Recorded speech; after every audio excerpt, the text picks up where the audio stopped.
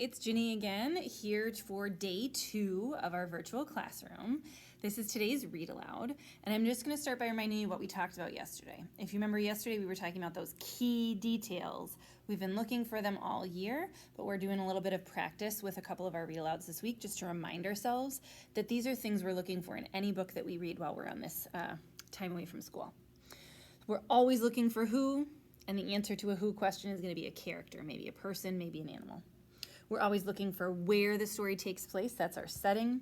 And then as we're reading, and this is really the hardest part, we're looking for those key events. What happens first? What happens next? What's the trouble? And what happens at the end?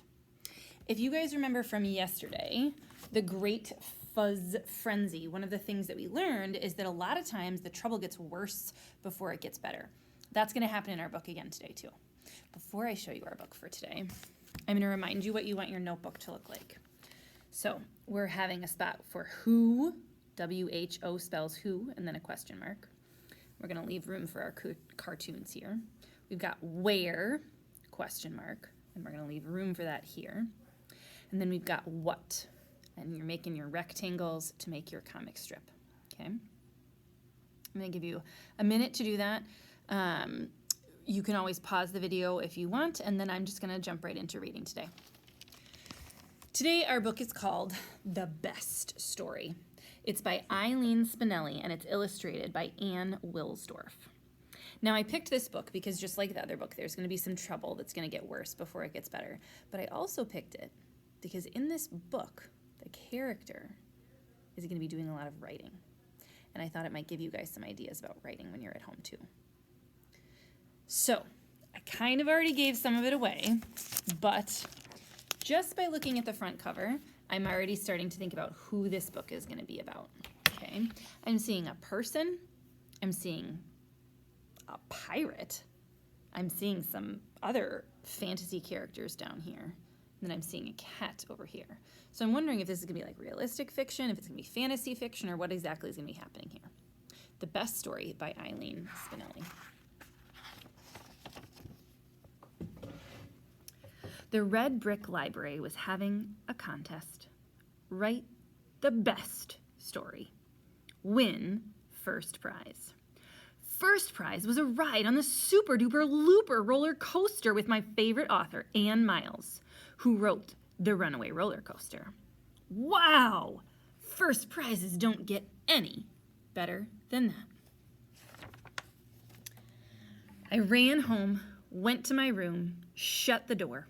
I sharpened 5 pencils, opened my notebook to a brand new page, and thought, and thought, and thought. And all I could think was this writing stuff was hard and lonely. Maybe I needed help. I told my brother Tim about the contest. The best stories, said my brother Tim, have lots of action.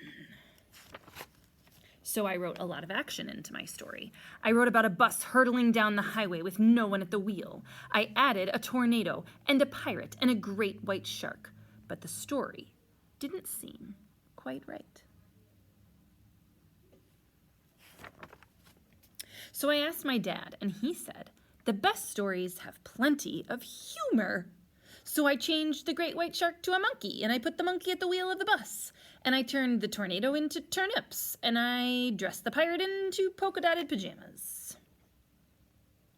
I'm going to pause there for just a second and remind you that you can pause the video, and you can start to jot down some who's.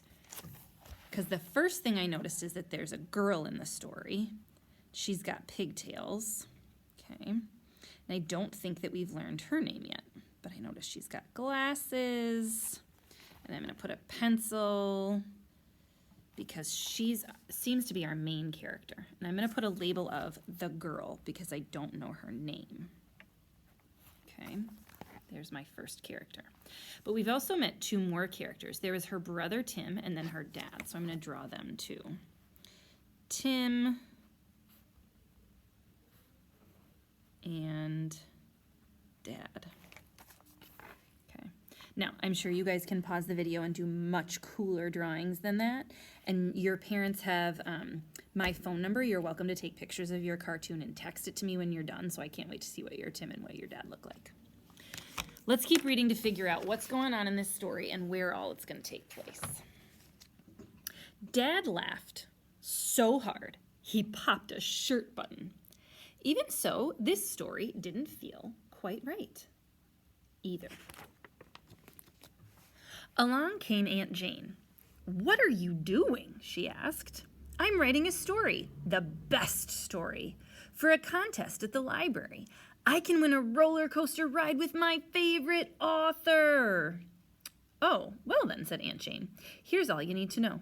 The best stories are the ones that make people cry." Looks like we've got another character here if you want to jot it down. "So I gave the bus a flat tire. I sent the monkey to the funeral of his pet goldfish. I turned the turnips into onions, and I made the pirate chop every one." There were lots of tears. But still, the story wasn't right. My teenage cousin Annika said, "I have news for you. If it's not romantic, it's a loser." So the pirate introduced the monkey to his sister Grace, and they fell in love. And I turned the onions into wedding invitations. And everyone lived happily ever after. Finally, my story was ready, so I read it to my family. "Not enough action," said my brother Tim. "Maybe the monkey can fall into the wedding cake," said Dad. "That would be funny." "It's hard to cry at a wedding when the groom is a monkey," said Aunt Jane. "Annika said it would be perfect if I added a kiss."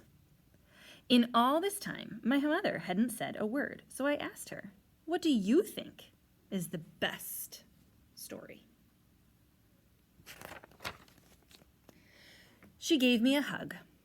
"I think the best story is one that comes from the heart. Your own heart."